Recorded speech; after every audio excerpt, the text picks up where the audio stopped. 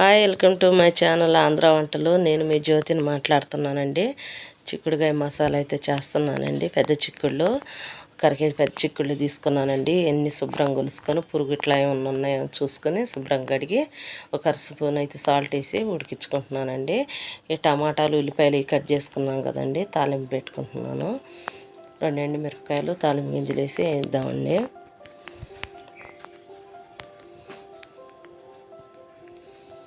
ఉల్లిపాయలు వేసుకున్నాం కదండి, ఈ బాగా కలిపేసుకొని కొంచెం ఎర్రగొచ్చేటట్టు వేద్దాము. నేను 5-6 టమాటాలు తీసుకున్నానండి. కొంచెం గ్రేవీగా గుజ్జుగా మసాలా బాగా ఉండేటట్టు చేసుకున్నాను. తాలింపు ఎప్పుడు కాదు కదండి, కొంచెం కూర అల్లనే చేస్తున్నాను. 4-5 టమాటాలు అయితే నేను కట్ చేసి తీసుకుంటున్నానండి. ఇవి కొంచెం బాగా గుజ్జుగా అయ్యేటట్టు మనం చేసుకున్నాము. ఎందుకంటే అల్లం తెల్లగడ్డ పేస్ట్, ఇది కొంచెం పసుపు ఎక్కువైందండి, అంత కట్టుంది.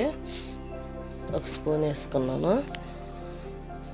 1 స్పూన్ సాల్ట్ అయితే వేద్దామండి. చిక్కుడుకాయలు వేసేటప్పుడు వేసాను కదా 1 స్పూను, అందుకని ఇప్పుడు 1 స్పూను 1.5 స్పూన్ అయితే వేసి చేస్తున్నాను.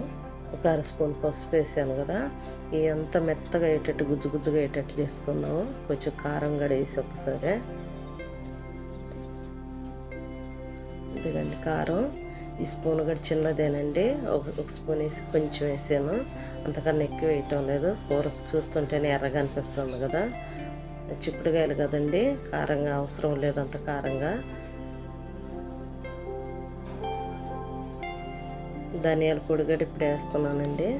ఈ ధనియాల పొడి ఇదంతా వేసి బాగా ఇదంతా గుజ్జుగా అయ్యేటట్టు బాగా అయితే కొంచెంసేపు ఉడికిద్దామండి. ఈ లోపల చిక్కుడుకాయలు ఉడికినాయి. ఈ చిక్కుడుకాయలు ఉడికినవి కూడా వంపుకొని వేసుకుందాము. నీళ్ళు వేయకుండా చూడండి, మూత పెట్టి మగ్గిస్తేసరికి ఎన్ని నీళ్ళు వచ్చినాయో. ఇట్లా బాగా ఉడకాలండి. ఇలాంటి చిక్కుడుకాయలు నేను ఉప్పు వేసి ఉడికిచ్చాను అన్నాను కదండి, బాగా అంత మెత్తగా ఉడికినా కూడా మళ్ళీ దీంట్లో ఉడుకుతుంది కాబట్టి అంత గుజ్జుగా అవుతుంది. నేను 1-2 మంటలు తగలనిచ్చి దించేసాను, అంతగా ఎక్కువ కూడా ఉడకనీయలేదు.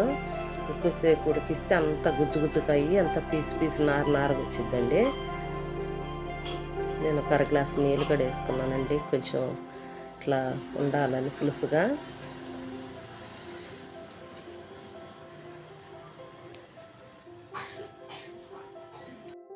కొంచెం కొత్తిమీర కూడా వేద్దాము. కొత్తిమీర వేసినాక గరం మసాలా పొడి ఉందండి, అది వేద్దాం. కొంచెం ఎండు కొబ్బరి, ఈ గరం మసాలా పొడి నేను కలిపి చేసిన పొడి 1 స్పూన్ పొడి అయితే వేసాను. ఇంకా కాసిన పాలు ఉంటే వేస్తే ఇంకా చాలా బాగుంటుందండి. పాలు అయితే ఇంట్లో లేవు, మీరు కూడా ఒకసారి ఇట్లానే చేయండి, చాలా బాగుంటుందండి. ఈ వీడియో నచ్చితే లైక్ చేయండి, షేర్ చేయండి, సబ్స్క్రైబ్ చేయండి.